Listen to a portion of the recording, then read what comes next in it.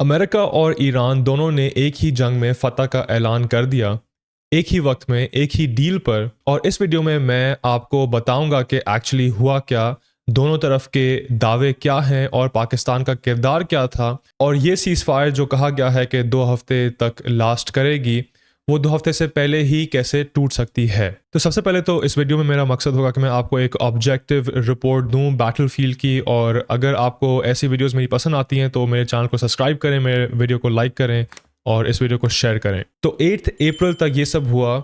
6 हफ्ते की अमेरिकन और इजरायली बॉम्बिंग के बाद, जिसे ऑपरेशन एपिक फ्यूरी का नाम दिया गया, ट्रंप ने ट्यूसडे रात को एक 2 हफ्ता सीज फायर का ऐलान किया। और ये उसके अपने डेडलाइन के सिर्फ कुछ घंटे पहले था, जिसमें उन्होंने कहा था कि अगर स्ट्रेट ऑफ हॉर्मुज नहीं खुला जो ईरान ने बंद की हुई थी, तो वो ईरानियन सिविलाइजेशन को पूरी तरह तबाह कर देंगे। ये ट्रंप के अल्फाज थे। ये सीज फायर पाकिस्तान ने ब्रोकर की और ट्रंप ने खुद प्राइम मिनिस्टर शहबाज शरीफ और फील्ड मार्शल आसिम मुनीर के नाम लेके उन्हें क्रेडिट दिया। और प्राइम मिनिस्टर शहबाज शरीफ ने उन दोनों डेलीगेशंस को, ईरानियन डेलीगेशन और यूएस डेलीगेशन को, 10 अप्रैल को इस्लामाबाद में फॉर्मल नेगोशिएशंस के लिए इनवाइट किया है। अब ऑन पेपर तो ऐसा लगता है कि प्रोग्रेस बन रही है, लेकिन हकीकत में दोनों तरफ से बिल्कुल अलग अलग बयानियां आ रही हैं जो मैं आपके साथ डिस्कस करना चाह रहा हूं। तो एक तरफ हम देखते हैं कि अमेरिका की तरफ से हमें जो कहानी मिलती है वो ये है कि अमेरिका कह रहा है कि उन्होंने मिशन अकॉम्प्लिश कर लिया है। सेक्रेटरी ऑफ वॉर पीट हेग्सेथ ने पेंटागन में एक विक्ट्री स्पीच दी और ऑपरेशन एपिक फ्यूरी के बारे में पास्ट टेंस में बात की, यानी कि ऐसे बात की जैसे जंग ख़त्म हो चुकी हो। और ट्रंप ने कहा कि अमेरिका ने तमाम मिलिट्री ऑब्जेक्टिव्स पूरे तरह से अचीव कर लिए हैं। और उन्होंने ये भी कहा कि ईरान को यूरेनियम इनरिच नहीं करने देंगे और ईरान में इस वक्त जो न्यूक्लियर मटेरियल दबा हुआ है उसको वो निकालेंगे ईरान से बाहर। तो उसकी दूसरी तरफ जो हमें ईरान से स्टोरी मिलती है वो ये है कि ईरानियन स्टेट मीडिया कहता है कि ईरान जीत गया है ये जंग। और ईरान के सुप्रीम नेशनल सिक्योरिटी काउंसिल ने बयान जारी किया कि जंग के तकरीबन तमाम मकासद हासिल हो चुके हैं। और हम देखते हैं कि ईरान अभी दुनिया की अटेंशन अपने 10 पॉइंट प्लान की तरफ लाना चाह रहा है, जिसे ट्रंप ने पहले कहा कि वो 10 पॉइंट प्लान काबिल अमल बुनियाद है, लेकिन फिर 12 घंटे बाद ट्रंप अपने उस बयान से फिर गए।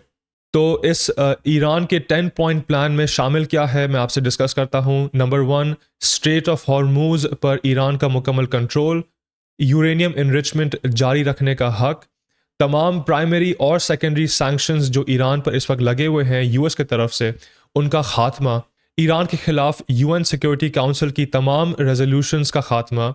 इसके अलावा ईरान ने जो डैमेजेस सफ़र किए हैं उसकी इकोनॉमिक कॉम्पनसेशन। ईरान ये भी डिमांड कर रहा है कि रीजन में जो भी यूएस फोर्सेस हैं उनकी वापसी हो।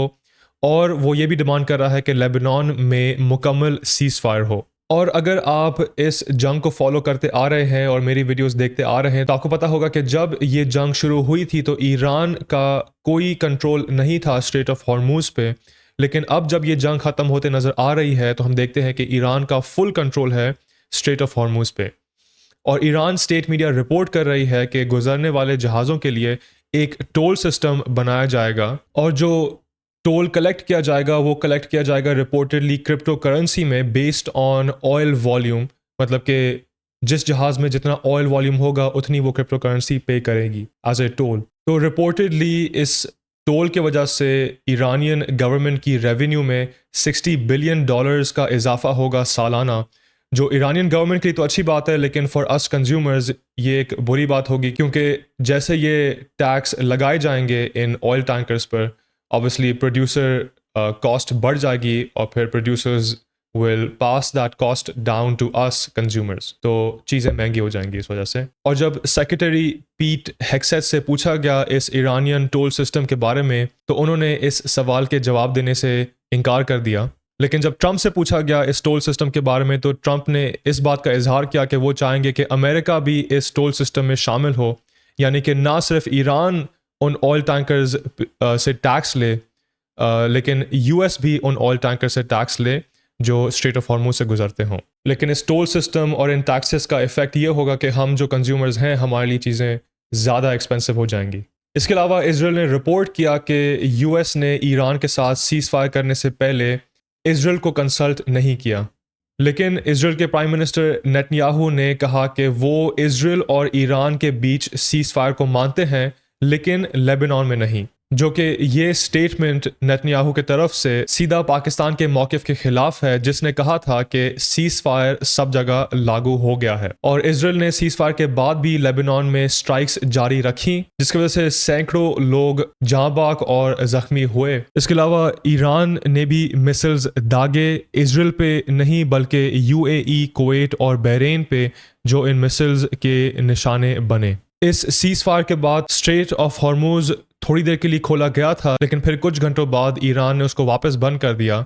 और जब इसराइल ने लेबनान पर हमला किया तो ईरान ने उसी को बहाना बनाकर स्ट्रेट ऑफ हॉर्मुज वापस बंद कर दिया। लेकिन इस वक्त जो चीज़ फोकस में रखने वाली है वो ये है कि इस वक्त अमेरिकन और ईरानियन डेलीगेशंस जो इस्लामाबाद में मिलेंगे, वो मिलकर ये तय करेंगे कि कोई डील है भी या नहीं, या ये सीज फायर जो ऐलान की गई है वो अपने कॉन्ट्रडिक्शंस के बोझ तले डूब जाएगी। लेकिन सच्ची बात तो ये है कि अभी कोई भी नहीं जानता कि आने वाले दिनों में क्या होगा।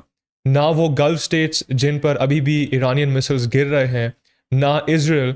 और आई थिंक सिचुएशन कुछ ऐसी है कि जो नेगोशिएटर्स हैं ईरान, इसराइल और यूएस के बीच, आई थिंक उनको भी नहीं पता कि क्या होने वाला है। लेकिन जो असली पिक्चर होगी वो होपफुली 10 अप्रैल को सामने आ जाएगी इस्लामाबाद में, जब मीटिंग होगी अमेरिकन और ईरानियन डेलीगेट्स के बीच। लेकिन आखिर में अगर आपको ये वीडियो पसंद आई, जिसमें मैंने आपको एक ऑब्जेक्टिव एनालिसिस और ऑब्जेक्टिव रिपोर्ट दी सिचुएशन की, तो इस वीडियो को लाइक करें, मेरे चैनल को सब्सक्राइब करें और इस वीडियो को शेयर करना ना भूलें। शुक्रिया।